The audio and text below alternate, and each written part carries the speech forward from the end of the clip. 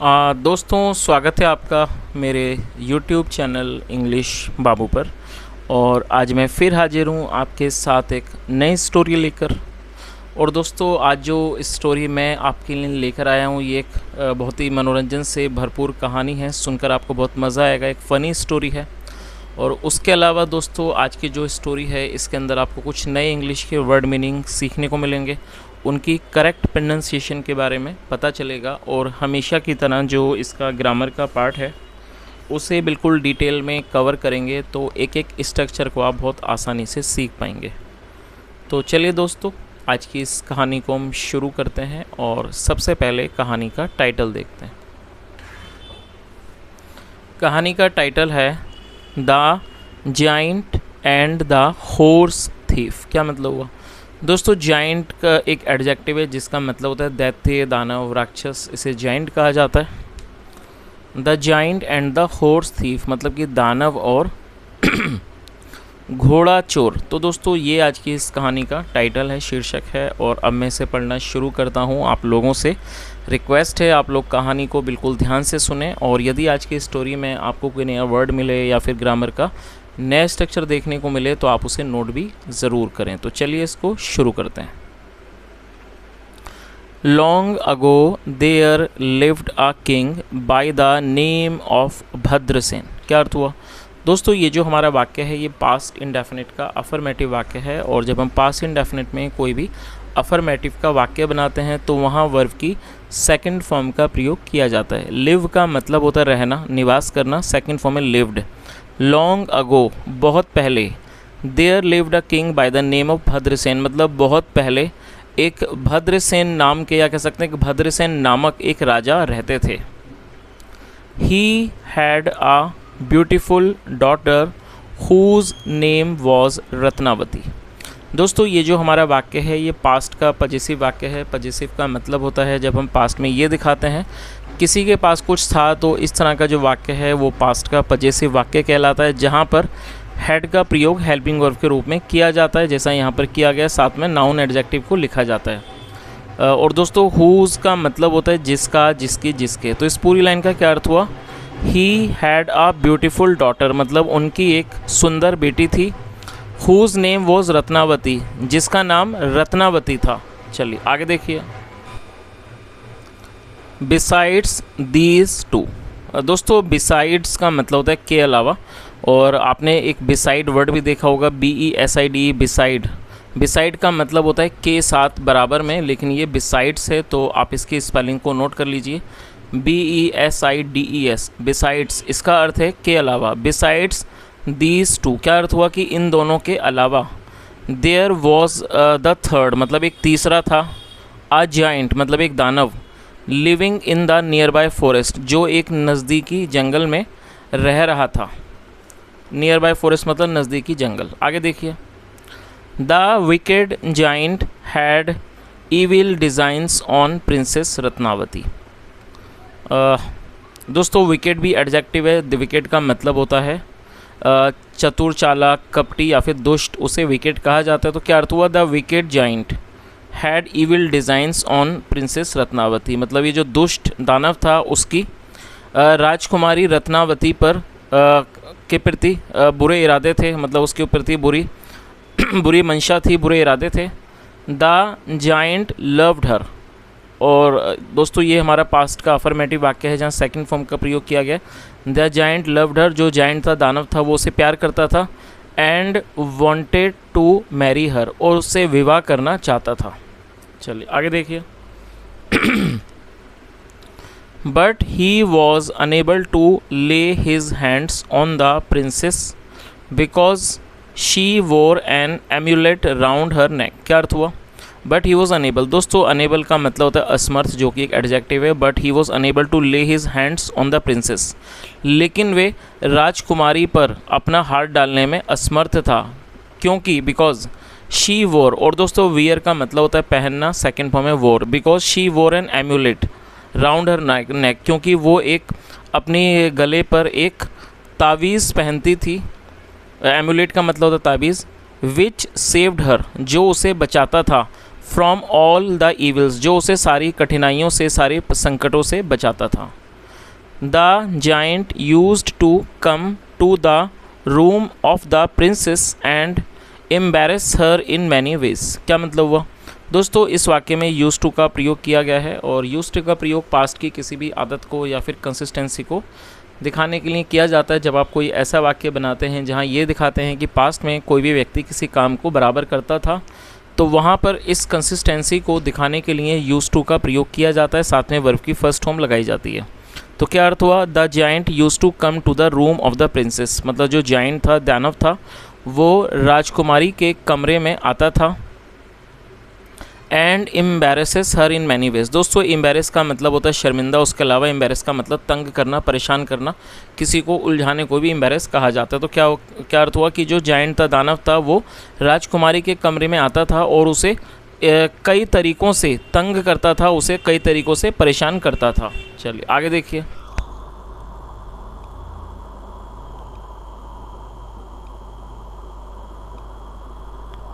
Once the giant entered the room of the princess and hid himself behind a long curtain। क्या अर्थ हुआ, once एक बार, the giant enter, enter का मतलब होता है प्रवेश करना। एक बार दानव ने राजकुमारी के कमरे में प्रवेश किया, एंड हिड हिमसेल्फ। दोस्तों हाइड का मतलब होता है छुपना या फिर छुपाना, और ये सेकंड फॉर्म है हिड, एंड हिड हिमसेल्फ, और उसने अपने आप को छुपा लिया। बिहाइंड अ लॉन्ग कर्टेन, एक लंबे पर्दे के पीछे उसने अपने आप को छुपा लिया। आगे देखिए। He heard the princess talking to her friends, और दोस्तों हियर मतलब होता है सुनना, और ये सेकंड फॉर्म है हर्ड, और ये हमारा पास्ट का अफर्मेटिव वाक्य है। He heard the princess talking to her friends, मतलब, और ये जो ही है ये उस दानव के बारे में बात हो रही है। उसने राजकुमारी को अपने दोस्त के साथ बात करते हुए सुना। एंड सेइंग, और ये कहते हुए, I am very much pestered by a powerful giant every day. दोस्तों पेस्टर्ड का मतलब तंग हो जाना, और ये एडजेक्टिव है। I am very much pestered मतलब मैं बहुत तंग हो गई हूँ। By a powerful giant every day मतलब एक रोज़ एक शक्तिशाली ताकतवर दानव के द्वारा मैं बहुत ज़्यादा तंग हो गई हूँ।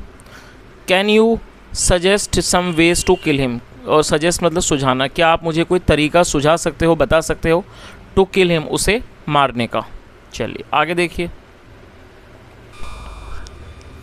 When the giant heard the words powerful giant, he became worried। क्या अर्थ हुआ, when मतलब जब, when the giant heard, जब giant ने, दैत्य ने सुना, the words इन शब्दों को सुना, powerful giant मतलब कि ताकतवर दानव, he became worried वह चिंतित हो गया। और दोस्तों worried एडजेक्टिव है जिसका मतलब चिंतित, और ये become मतलब बनना, second form became।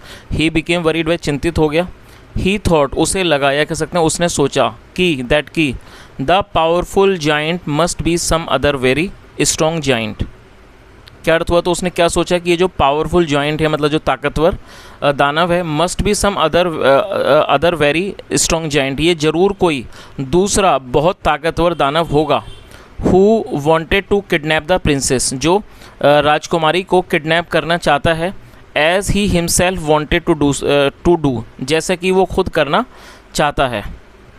The giant now wanted to catch the other powerful giant, अब ये जो जाइंट था, दानव था, वो दूसरे शक्तिशाली ताकतवर दानव को पकड़ना चाहता था। वॉन्टेड टू कैच मतलब पकड़ना चाहता था। एंड किल हिम, और उसे मारना चाहता था। चलिए आगे देखिए। The giant then by his magical powers transformed himself into a horse and began to stay in the stable with other real horses। क्या अर्थ हुआ, द जाइंट, फिर जो जाइंट था, दानव था, देन फिर by his magical powers अपनी जादुई शक्तियों से ट्रांसफॉर्म्ड हिमसेल्फ, ट्रांसफॉर्म का मतलब बदलना, और ये सेकंड फॉर्म है ट्रांसफॉर्म्ड हिमसेल्फ, उसने अपने आप को बदल लिया। इनटू अ हॉर्स उसने अपने आप को एक घोड़े में बदल लिया। एंड बिगेन टू स्टे, और बिगिन की सेकंड फॉर्म में बिगेन टू स्टे, और वो रहने लगा इन द स्टेबल। स्टेबल मतलब अस्तबल होता है दोस्तों, जहाँ पर घोड़ों को रखा जाता है, और वो स्टेबल में, अस्तबल में रहने लगा विद अदर रियल हॉर्सेस, मतलब जो असली जो घोड़े थे, मतलब जो वास्तविक घोड़े थे, उनके साथ वो अस्तबल में रहने लगा। चलिए आगे देखिए। वन नाइट एक रात, a horse thief entered the stable, एक रात एक जो हॉर्स थीफ मतलब जो घोड़ा चोर था, एंटर्ड द स्टेबल उसने अस्तबल में प्रवेश किया। एंड बिगेन लुकिंग फॉर, और बिगिन मतलब शुरू करना, सेकंड में began, and began looking for, और वो ढूंढने लगा। लुक फॉर मतलब ढूंढना, और वो ढूंढने लगा। And began looking for the best horse, और वो सबसे अच्छा घोड़ा ढूंढने लगा। To take along with him, अपने साथ ले जाने के लिए। ही चूज़, और दोस्तों CHOOS चूज़ होता है जिसका मतलब होता है किसी को चुनना, और ये सेकंड फॉर्म है चूज़। उसने चुना द जाइंट हॉर्स, उसने जो दानव घोड़ा था उसने उसको चुना। और ये दोस्तों ये वही घोड़ा है जिसने मतलब अपने आप को मतलब जिस दानव ने अपने आप को घोड़े में बदल लिया था, ये वही घोड़ा है जिसको जाइंट हॉर्स कहा गया है। और उसने उस दानव घोड़े को चुना and drove away with it, और उसके साथ वो बाहर आ गया, मतलब उसके साथ वो घुड़सवारी करने लगा, उसके साथ वो आगे बढ़ा। Now the giant thought that the rider was himself the powerful giant. अब ये जो जाइंट था दैत्य था, थॉट उसे लगा कि द राइडर, ये जो राइडर है मतलब ये जो घुड़सवार है, was himself the powerful giant, मतलब वो खुद एक ताकतवर दानव है।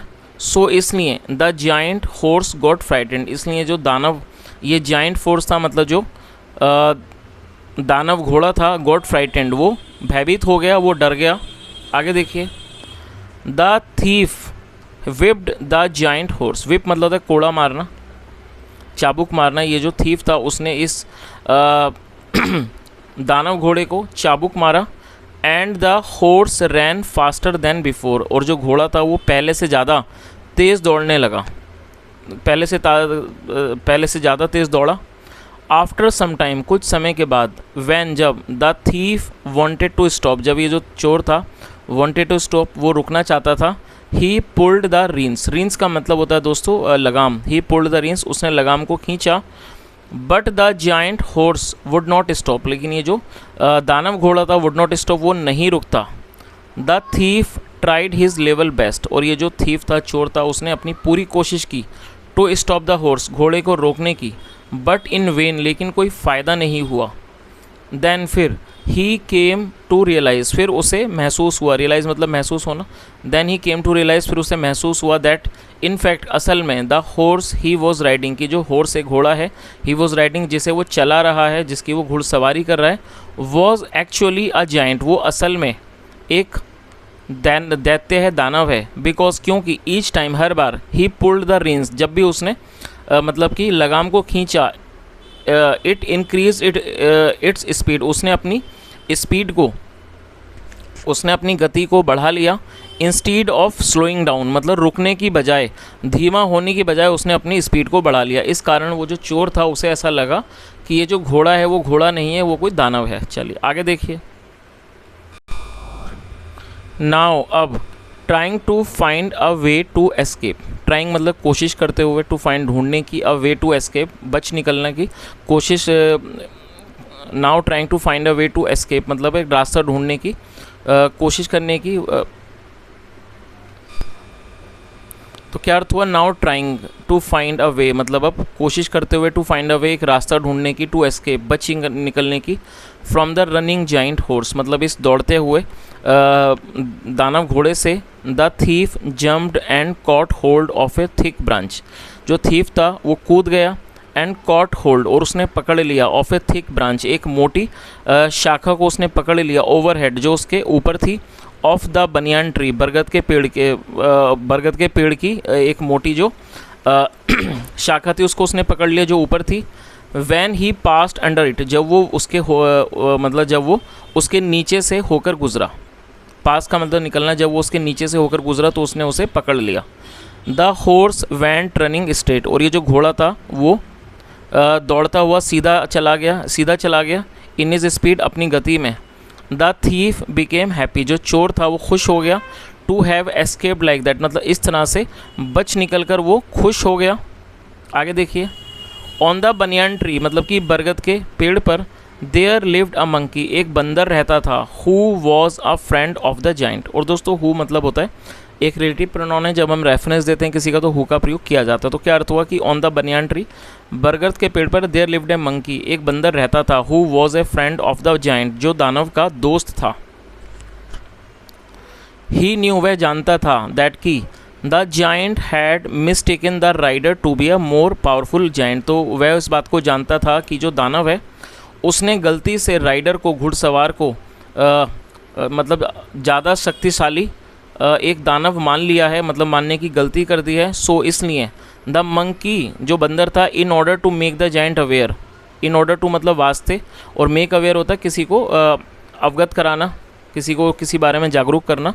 सो इसलिए द मंकी जो बंदर था, in order to make the giant aware of the fact, मतलब कि बंदर ने उस दैत्य को उस दानव को इस सच से के बारे में बताने के लिए या उसको जागरूक करने के लिए सेड टू हिम उससे कहा, why do you run frightened, मतलब आप डर कर क्यों भागते हो, फ्रॉम द ह्यूमन बींग्स, इंसानों से आप डर कर क्यों भागते हो। आगे देखिए, द जाइंट अंडरस्टूड, अंडरस्टैंड मतलब समझना, सेकंड फॉर्म में अंडरस्टूड, जो जाइंट था दानव था वो समझ गया, एवरीथिंग वो सब कुछ समझ गया, and stopped to kill the thief, और वो चोर को मारने के लिए रुक गया, एंड ईट हिम, और उसको खाने के लिए। जस्ट देन का मतलब होता तभी the thief who was hanging, तभी वो जो चोर हु वॉज हैंगिंग जो लटका हुआ था, by the branch of the tree, पेड़ की शाखा से जो लटका हुआ था, bit hard the tail of the monkey, और दोस्तों बाइट मतलब काटना, सेकंड फॉर्म में bit hard the tail of the monkey, उसने बंदर की पूंछ को ज़ोर से काटा, which was dangling in front of his face, जो उसके चेहरे के सामने लटक रही थी। डैंगलिंग मतलब लटकना, मतलब जो उसकी जो पूंछ थी जो उसके सामने लटक रही थी उसने उसको काटा। Which was dangling in front of his face, जो उसके चेहरे के सामने लटक रही थी। The monkey shrieked in pain, shriek मतलब चिल्लाना, सेकंड फॉर्म में shriek, the monkey shrieked in pain, जो बंदर था वो दर्द में चिल्लाया। The giant once again got confuse, ये जो दानव था वो फिर दोबारा से कन्फ्यूज़ हो गया, भ्रमित हो गया, एंड थॉट, और उसने सोचा, दैट की the thief was really a powerful giant, उसे लगा कि जो चोर है वो वास्तव में एक ताकतवर दानव है, and would surely kill him, और वो उसे सच में मार देगा, एंड सो इसलिए ही रैन अवे, वो भाग गया, टू सेव हिज लाइफ, अपने जीवन को बचाने के लिए। The thief also jumped down, जो चोर था वो भी नीचे कूद गया, फ्रॉम द ट्री, पेड़ से, एंड वेंट होम, और वो घर चला गया। चलिए, तो दोस्तों इस तरह से ये कहानी ख़त्म होती है, और ये आज की कहानी थी। मैंने यहाँ पूरी कोशिश की आपको हर वर्ड की मीनिंग समझाने की। यदि आपको मेरा प्रयास अच्छा लगा हो तो आपसे रिक्वेस्ट है, वीडियो को ज़रूर लाइक करें, शेयर करें।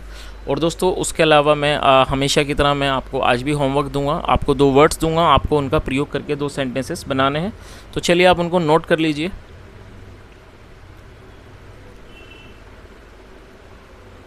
दोस्तों पहला वर्ड है अंडरस्टूड, ये अंडरस्टैंड की सेकंड फॉर्म है, अंडरस्टैंड मतलब समझना, सेकंड फॉर्म है अंडरस्टूड। तो आपको एक वाक्य बनाना है जहाँ पर आपको इस वर्ब का प्रयोग करना है।